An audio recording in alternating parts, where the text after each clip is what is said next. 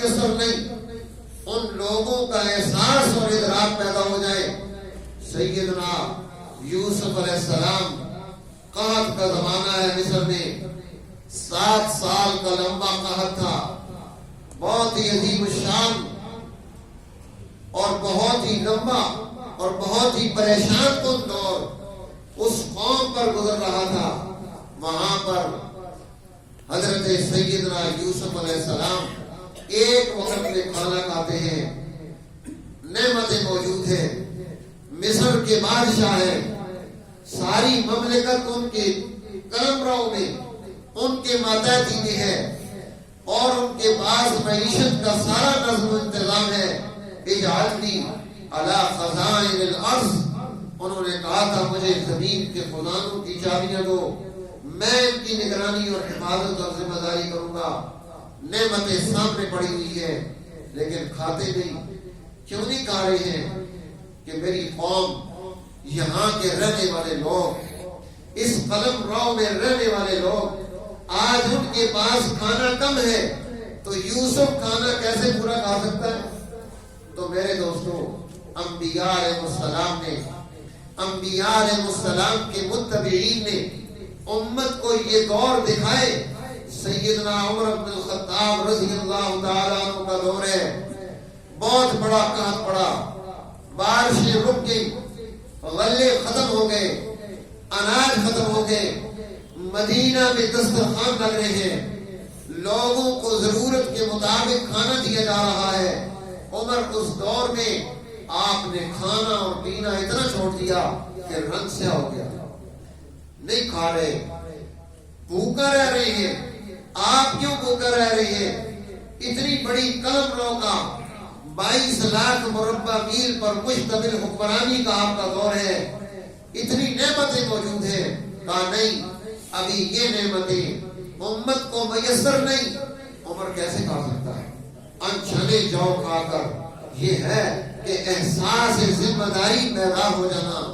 اس غریب کا جس کے پیٹ میں پورا سال کھانا نہیں جاتا، جس کے پاس وسائل معیشت نہیں، جو مانگ نہیں سکتا، جو لپٹا ہوا نہیں ہے، جو غیرت مند ہے، اس تک اس کی ضرورت کو پہنچا دینا، یہ سکھایا ہے اسلام نے کہ تم روزہ اس لیے رکھ رہے ہو، اللہ کے خزانوں میں کوئی کمی پیدا نہیں ہوگی۔ وہ مالک الملک ہے، وہ بادشاہ ہے، اس کے خزانے ہی خزانے ہیں، اتنی کمی بھی پیدا نہیں ہوتی۔ اگر ساری مخلوق کی ساری خواہشات کو دنیا میں انسان کے دل میں جتنی بھی خواہشیں ہیں، وہ ساری اور ساری کائنات کی خواہشوں کو وہ رب کریم پورا کر دے، اس کے خزانے میں اتنی کمی پیدا نہیں ہوگی کہ ایک چڑیا سمندر میں جائے اور وہاں سے اپنی چونچ میں پانی بھرے، اس کو پی لے، اپنی پیاس بجھا لے۔ جتنا اس سمندر میں کمی پیدا ہوئی ہے، اتنی کمی بھی رب کائنات کے اس خزانے میں نہیں پیدا ہوتی اگر ساروں کی ضرورتیں بھی پوری کر دے، ساروں کی خواہشات بھی پوری کر دے۔ اسے ہمارا بھوکا رکھنا، ہمارا پیاسا رکھنا، اس کو ضرورت نہیں ہے کہ وہ ہمیں بھوکا اور پیاسا دیکھنا چاہتا ہے، وہ تو دیکھنا چاہتا ہے کہ یہ بھوکا رہ کر، یہ پیاسا رہ کر اس کے اندر انسانیت بھی پیدا ہوئی ہے یا انسانیت نہیں پیدا ہوئی، اس نے اس روزے سے اپنی زندگی میں کوئی تبدیلی بھی پیدا کی ہے یا تبدیلی پیدا نہیں کی۔ اس لیے اللہ کے حبیب صلی اللہ علیہ وسلم نے فرمایا، کم من صائم، کتنے روزے دار ایسے ہیں ان کا روزہ سوائے پیاس کے اور بھوک کے انہیں کچھ نہیں دیتا۔ کیوں؟ روزہ رکھ کر جس نے گناہ نہیں چھوڑا، روزہ رکھ کر جس نے جھوٹ بولنا نہیں چھوڑا، روزہ رکھ کر جس نے غیبت کرنا نہیں چھوڑا، روزہ رکھ کر جس کے اندر حسد ختم نہیں ہوا، روزہ رکھ کر وہ سارا دن وہ اللہ کی مخلوق کے اندر خامیاں تلاش کرتا ہے، اللہ کی مخلوق کے اندر وہ جو ہے بد اخلاقیاں ان کی تلاش کرنے میں لگا ہوا ہے، انہیں ایڈریس کر رہا ہے، اس نے کیا روزہ رکھا ہے؟ تو صرف بھوکا رہ لینا، صرف پیاسا رہ لینا، صرف کھانا چھوڑ دینا، صرف پینا چھوڑ دینا، جب حلال نعمت اللہ نے رکوا دی کہ یہ دودھ نہیں پی سکتے ہو حلال ہے، یہ گوشت نہیں کھا سکتے ہو حلال ہے، یہ گندم نہیں کھا سکتے ہو حلال ہے، یہ پانی نہیں پی سکتے ہو حلال ہے، تو پھر حرام کیسے جائز ہو گیا کہ کوئی مسلمان حرام اختیار کر لے؟ کوئی مسلمان گناہ کو روزے کے ساتھ چلاتا رہے؟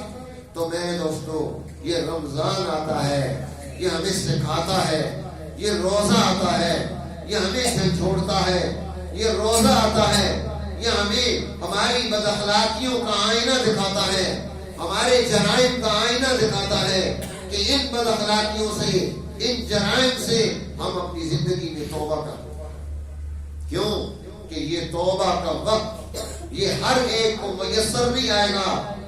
کسی کو کوئی پتہ نہیں کہ انسان وہ سمجھتا ہے میں نے بڑا لمبا عرصہ رہنا ہے، آج ہم نے 11 بجے جنازہ پڑھا ہے، ہمارا نوجوان یہاں ہمارے علاقے کا، اس کے والد صاحب یہاں ہر جمعہ یہاں پڑھتے ہیں، اور ملک اسد نوجوان لڑکا وہ کل بالکل ٹھیک ٹھاک پھر رہا ہے، آج اس کا ہم نے جنازہ پڑھ دیا، اب اس کو دفن کر چکے۔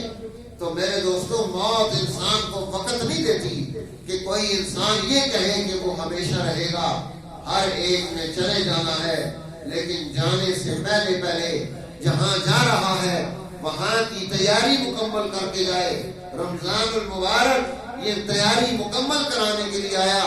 اللہ کے حبیب فرمانے من قام رمضان ایمانا و احتسابا غفر له ما تقدم من ذنبه، جس نے رمضان المبارک میں قیام کیا، رمضان المبارک میں قیام کیا، رات کو اللہ کے قرآن کو سنا، تراویح کی نماز پڑھی، اللہ کے ساتھ تعلق پیدا کیا، دن کو روزہ رکھا، اور ایمان کی حالت میں من صام رمضان ایمانا و احتسابا، نیکی حاصل کرنے کے لیے، غفر له ما تقدم من ذنبی، اس کے سارے گناہ معاف کر دی جائیں گے۔ جس نے رات کا قیام کیا اس کے سارے گناہ معاف کر دیے جائیں گے۔ سننت لکم قیامی، اللہ نے روزہ فرض کیا ہے، رسول اللہ فرماتے ہیں میں نے تمہارے لیے اپنا طریقہ، اپنی سنت، اپنی ایک ادا رات کا قیام چھوڑا ہے کہ ان دونوں کو ملا کر تم نے اللہ کے ساتھ ایک نسبت اور تعلق پیدا کر لینی ہے۔